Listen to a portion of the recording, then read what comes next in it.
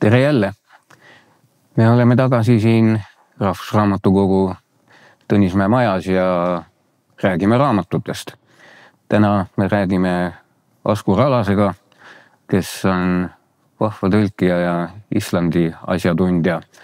Aga tegelikult võib vist öelda, et sa oled otsapidi selle Põhjamaade kultuuri ja kirjanduse sisse sündinud, sest juba su isa Arvo Alas oli ju väga viljakas tõlkija ja väärikas diplomaat, esindas Eestit Põhjamaades ja läbi paljude raamatute Põhjamaid Eestis.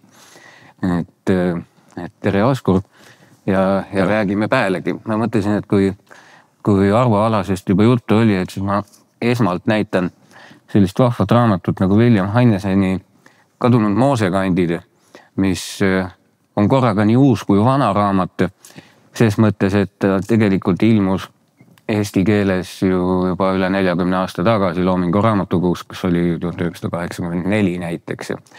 Ja nüüd on temast välja antud ilus kõvakaaneline uus väljaanne, kus on ka autori maale sees ja varustet hea ees- ja järelsõnaga.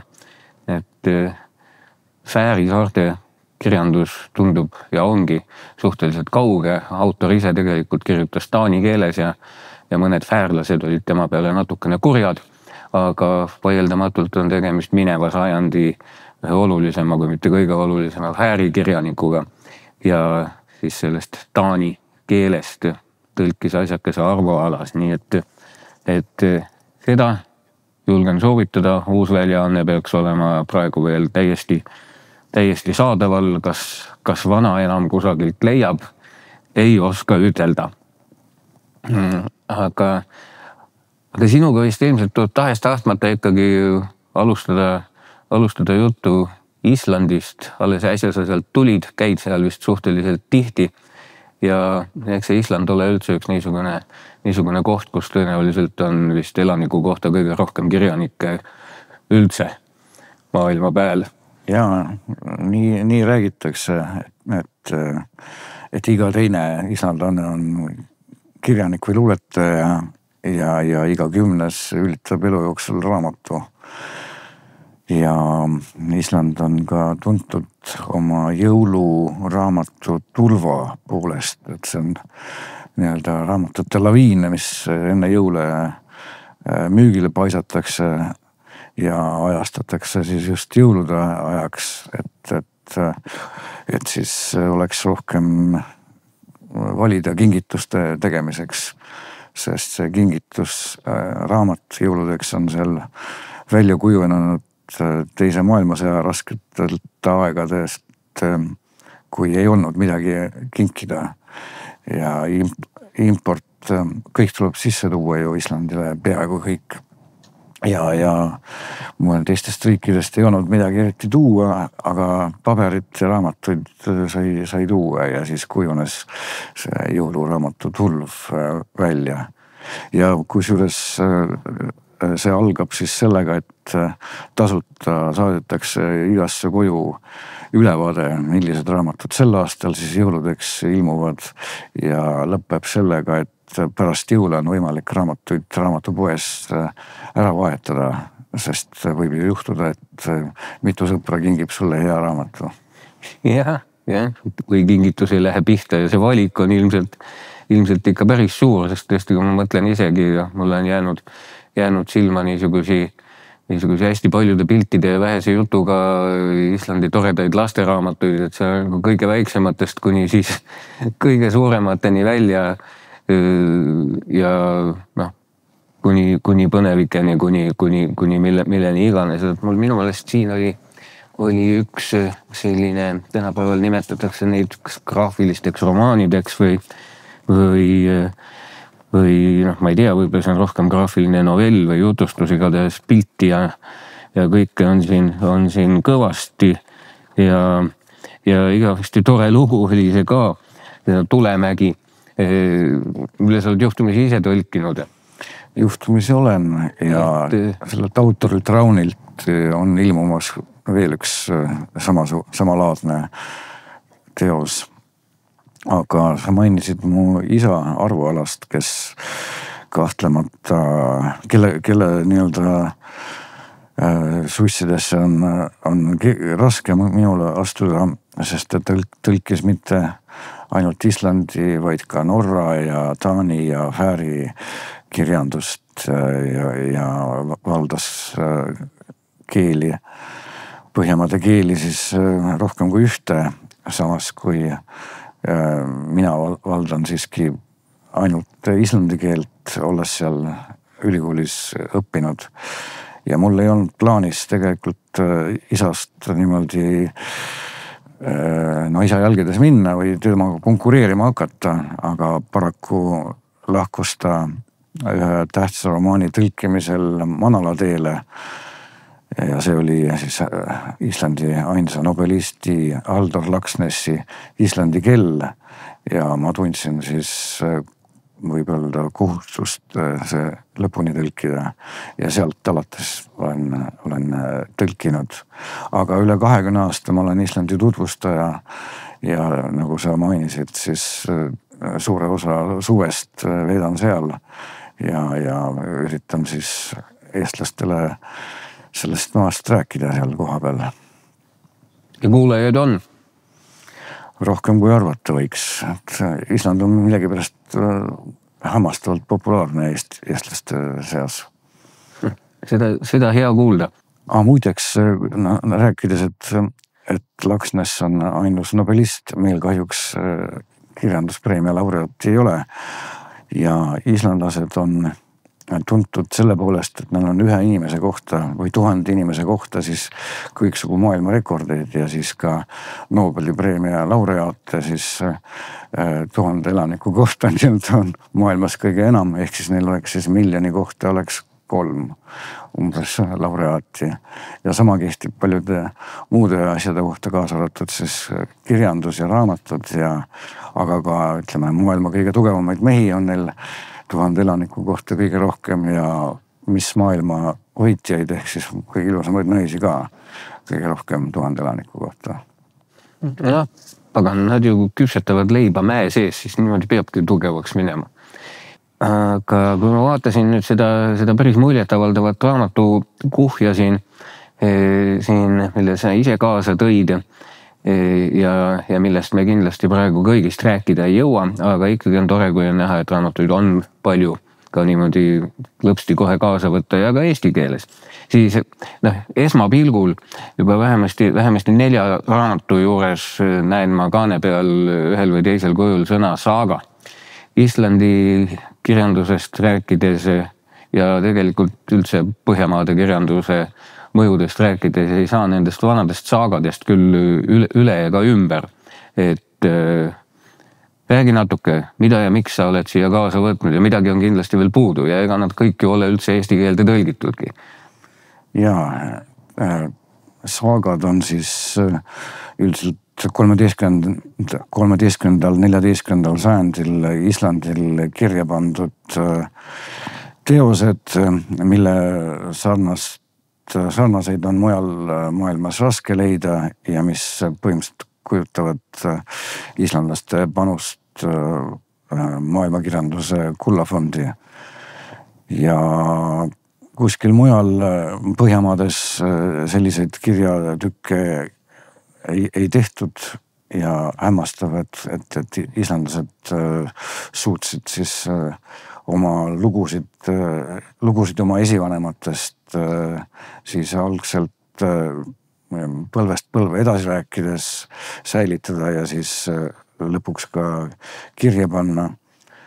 Ja siin kõige tähtsamaks peetaksegi seda põlenud Njauli saagat, mis mul siin on islandi keeles, sest et eesti keeles alase tõlkes muidugi siis pole teda ammu saada, et ammu läbi müüdud ja mul endal tuleb raamatu kokku tulla. Jah, tuleb raamatu kokku tulla, sest mul endal, minu isiklikust raamatukogust on ka see ära lainutatud ja mitte tagasi toodud paraku. Aga siis minu tõlgitud Ragnari saagad on koos Juku Kalleraidiga siis värtside osas on ka üks näide ja siin on neid mitmeid ilmunud ka siis siin Mart Kuldkepi tõlkes näiteks Nolle Oti saaga. Neid on siin veel ja vanemast ajast siis veel Erik Punase saaga Loomingu Raamatukogu sarjas, siis Arvo Alase tõlkes. Ja neid ikka ilmub ja see on tore, et Eesti lugeja lugemislauda rikastatakse sellisel moel. No neid on ju tegelikult tõesti ikka päris palju, sest suuresti, nagu sa ka mainisid jutu sees, et need ongi ju perekonnalood või pärimused või nendel põhinevad kirjutised, et tõenäoliselt on veel ühte koma teist, mis on selgelt olulised, aga ei ole veel eestindatud. Kas sul on endal ka mingitel asjadel niimoodi silm keskpikas perspektiivis peal, et midagi tuleks veel kindlasti ette võtta sellest vallast? Jaa, kindlasti tuleks ära tõlkida Egili saaga, kes oli siis mitte ainult suur sõdalane, vaid ka poeet ehk skald ja tõenäoliselt 10. sajandil Põhjamaades üsnagi tuntud tegelane. Sest skaldid olid kuningate juures hinnatud, kuna kirjakeelt veel ei olnud, kui ruunikiri välja arvata. Kirjakeelt 10. sajandil ei olnud ja kõik kangelasteod tuli valada luulevormi, mis oli väga peente reeglitega alates alliteratsioonist, siseriimidest, värkidest, kenningid ehk poeetilised ümberütlemised.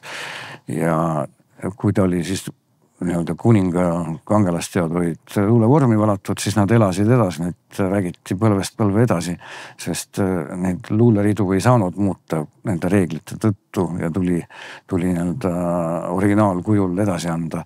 Samas kui saagad kindlasti ajas arenesid, et kui üks jutustaja siis rääkis seda pimedatel talveõhtudel kuulajaskonnale edasi, siis tal võis tekkida kiusatus midagi värvikat juurde panna ja järgmine jutustaja omakorda võis midagi juurde panna ja siis see ongi siis ütleme selline põnevustatud ajalugu, kuigi ma arvan, et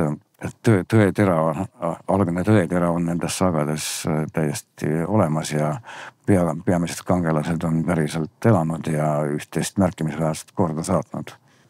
Jah, see niisugune kirjutatud raamatute ja saati veel autoriõiguste eelne aeg oli ses mõttes tõesti huvitav, et lugudele sai edasi jutustades lisandusi teha ja see oli täiesti loomulik, et teos võis areneda tegelikult 100 aastaid, kuni ta kunagi jõudis selleni, et ta pandi kirja ja ühel hetkel keegi otsustas, et see on nüüd valmis, seda me rohkem ei putu. Ja selle juures on oluline, et saagadel pole autorit. Need, kes kirja panid, need pidasidki ennast ainult juba olemasoleva loo kirja panijateks, mitte loo autoriks. Ja isegi mingil määral on see ju tänapäeval tagasi tulemas mitut pidi. Päris palju on tuntud menuautoreid, kelle raamatute ilmumisele autorisurm ei muutu mingiks takistuseks, sellepärast et leitakse oskajad varikirjanikud, kes sisse töötanud kaubamärgi alt uusi samalaadseid tooteid turule paiskavad ja mõnikord isegi päris õnnestunult. Nii et see on täitsa olemas peale selle rääkimata, eks internetis toimuvast fännikirjandusest, kus sama raamatu ümber punutakse veel igasugust maailma ja üksikud sedasorti asjad jõuavad kunagi isegi kaante vahele, kuigi seal muidugi selline tätkesse panemise võimalus on veidike väiksem. Siin tulekski tahtmine küsida, et kui ma rääkisin korraks menuautoritest ja säherdusest, päris hull on vaadata üldse seda Põhjamaade Põhjamaade põnevikukirjanduse lainet, olgu tegemist klassikalise krimi või Nordic Noiri või niisuguse õdusa mahekrimiga. Põhjamaades on nagu kõike ja see laine ei näita vaibumise märke juba ma arvan, see on vähemasti terve selle aastatuhande 25 aastat kestnud küll. Ja minu meelest kogu aeg tuleb juurde ja ühel hetkel hakkas see veidike hiljem, kui Skandinaavia maadesse jõudis see Islandile ja minu meelest seal möllab erilise väe ja võimuga. Et kui ma vaatan, kui palju põneviku autoreid on isegi ainuüksi eesti keelde sealt tõlgitud, see on ikka täiesti müstiline. See Island tundub olevat nagu 3 korda hullem koht kui Midsommar. Ja näide on see sama Steinar Praagi Mägismaa. Võib-olla ka see Salakamber, Sigmund Balstõttri oma, aga see on pigem selline ütleme naiselik, aga see Mägismaa on väga sönge, kuigi mõlemas on hakkab hägustama piir unenäolise ja päris reaalsuse vahel ja lõpuks lugeja ei saagi aru, et mis on või ka need tegelased seal ei saa aru, mis on päris ja mis on väljamõeldis ettekujuttus. Ja see on võib-olla üks iseloomulik joon Islandi Nordic Noir variatsioonil. Aga need autorid on kindlasti veel näiteks Ilsa Sigurdardottir, kellest on eesti keeles päris mitu raamatut. Jah, võtta mingi 5 tükki vähemalt. Krimkad aga siukse ajaloolise taustaga ja sünge taustaga. Ja Arnold Indridas on ja neid autorid on veel ja õnneks see Nordic Noir nõudlus on ärgitanud kirjastusi rohkem tellima siis ka Islandi romaanide tõlkeid, mis on väga tore. Jah, kui ma mõtlen, et kui juba eesti keelde on neid jõudnud nii palju, et kõik need autorid ei püsi mul meeleski, aga ma ütleksin, et vähemasti 6-7 autorit on küll sellised, kellelt on ikka mitu raamatut ilmunud siin või ilmubki kohe terve sari nagu järjest niimoodi, et kui midagi uut tuleb, siis kohe ka tõlgitakse, järelikult ka loetakse ja ostetakse. Muidu seda ju ei tehtaks, et kui juba eesti keeles on neid nii palju, siis kui palju neid veel tegelikult võib olla, ei oska ette kujutadagi. Ju siis on selline tore pime jahe saar, et mis sa seal ikka teed, kirjutad raamatut ja kui õnnestub see inimestele maha müüa, siis seda toredam, siis kirjutad järgmise. Et kas sa... Jah, kui nii võtta, kui palju siis kõiksugu võikaid kuritegusid Islandil nende romaanide järgi toimub, siis võiks arvata, et selle on, muud ei tehtagi, kui lakkamatult mõrvatakse ja sünnib mingisuguseid jubedaid asju. Aga tegelikult on Island üks maailma kõige väiksema kuritegevusega riik. Nojah, isegi... Ja kui need ei toimu, need kuritegevused ju siis tuleb välja mõelda ja värvi juurde panna. Ja mäletan, kunagi norrakadki ütlesid juba, et Joon Eesmaa üksinda on tapnud rohkem inimesi, kui Rootsis viimase sajandi või Norras viimase sajandi jooksul mõrvu olnud ongi. Aga teisest küljest see on ju täiesti loogiline, sest mõnes mõttes klassikaline mõrvalugu või krimilugu, see on lihtsalt üks nendest lugudest, mida kogu aeg uuesti jutustatakse ja küsimus on sellest, kuidas sa seda teed. Et kui see hästi välja tuleb, siis tulebki. Kuidas sina näed, kas sellel saagadel põhineval traditsioonil võib olla oma osaga ka selliste tänapäevaste põnevike edus ja kõrges lennus, et mingi selline jutuvest ja geen on äkki seal hästi arenema hakanud. Täitsa võib seda endale niimoodi ette kujutada ja mulle meeldib küll niimoodi mõelda, et selline jutuvestmise soolikas on nii-öelda edasi pärandatud ja tänapäeva vormis siis lööb see võib-olla natuke teisiti välja, aga lööb välja. Aga muuseas ka välismaalased on mõnikord langevad siis selle selle Islandi sellise sünguse või müstilisuse ohvriks ja näiteks on üks austraallanna Hannah Kent kirjutanud romaani Matmisriitused, ja ta kirjutas selle inglise keeles ja sellest sai bestseller üle maailma ja räägib ta siis 200 aastat tagasi Islandil toimunud viimasest hukkamisest, kus siis raiuti pea otsast ära ühel mehel ja ühel naisel mõrvasüüdistuses, aga see on nii segane või sünge, et päris selge ei ole, kes kui palju süüdi oli ja kuidas see kõik ikka juhtus ja siis austraallanna on otsustanud selle tükkideks võtta, aga ta elas Islandil ja tegi uurimistööd selle kohta, nii et täitsa tõsiselt lähenes sellele teemale. Seda on... Ja siis Soome kirjanik Toivo Koipukari, kellelt ilmus, on ka ju selline Islandi mõjutustega ja mõni lasa Islandil toimub mõni romaan, mis äsja ilmus Piret Saluri tõlkes vist. Seda on jah tihtigi näha, et mitte tihtigi, aga küllaltki, mõned küllaltki olulised raamatud mingi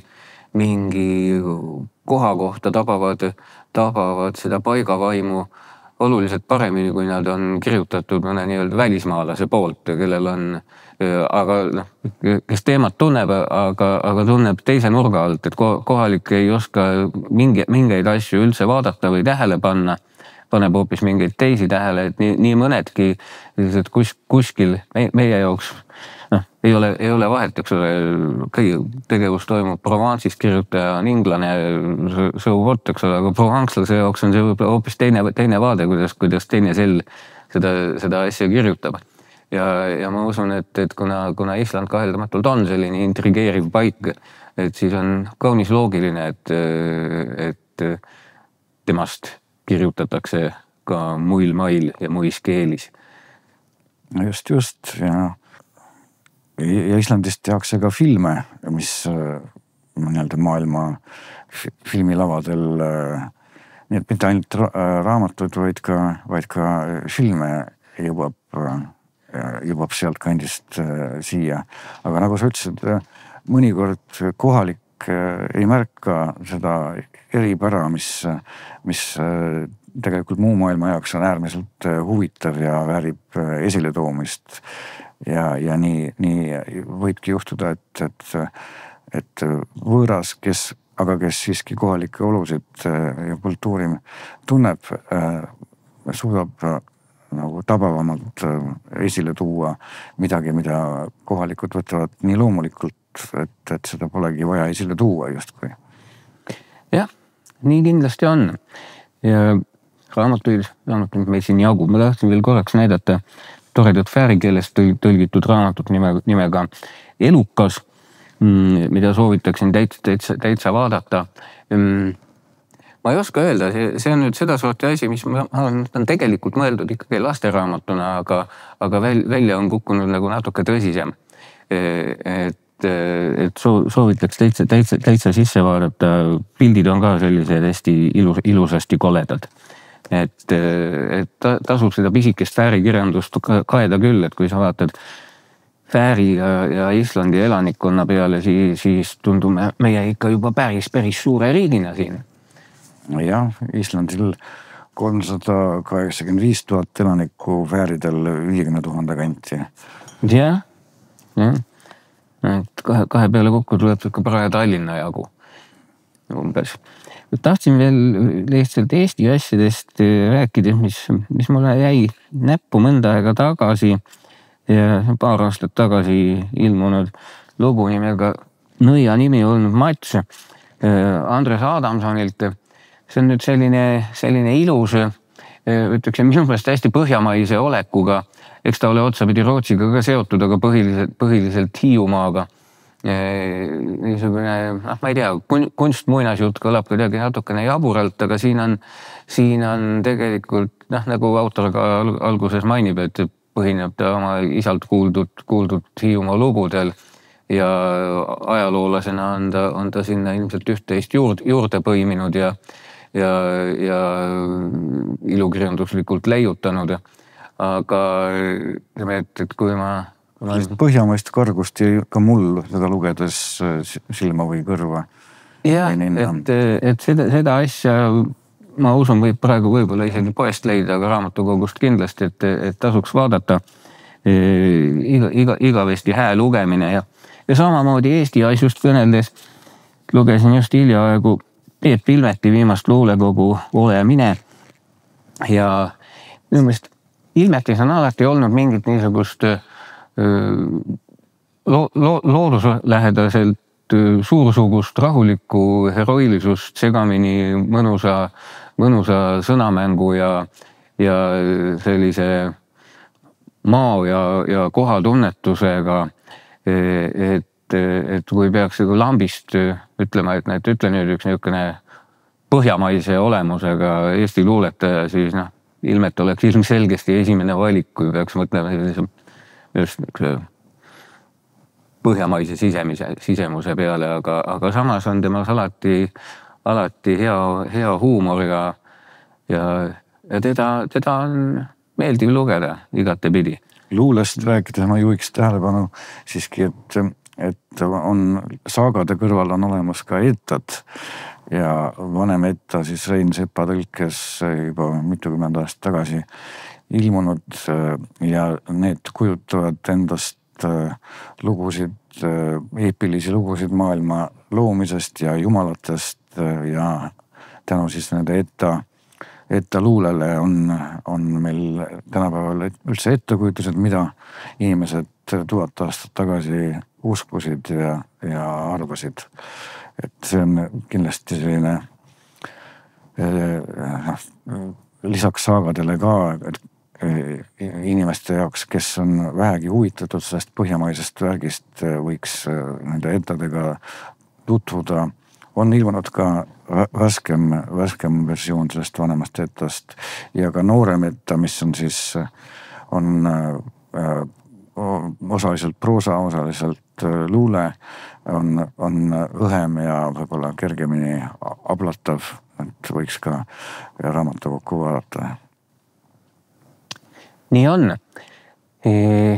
Ma arvan, et kogu seda Põhjamaad me siin kokku ei võta, aga ma usun, et selle pooltunnikasega oleme me päris hea soovituse suutnud anda sinna kirjandusse sisse vaadata ja tõesti käia raamatukogudes, kui on vaja üles otsida asjakesi, mida mujalt enam ei leia, sest tõlgitud on tegelikult päris palju ja kogu aeg tuleb juurde.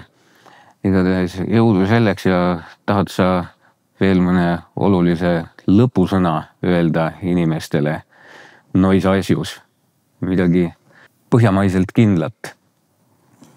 Mina ütlen, et lugege Islandi kirjandust ja külastage seda vapustavat tule ja jäämaad. Seal oli hea söök ka. Aga meie kohtume mõne aja pärast jälle siit samast Rahvusraamatukogust ja mis me ikka muud teeme, kui räägime raamatutest. Kohtumiseni.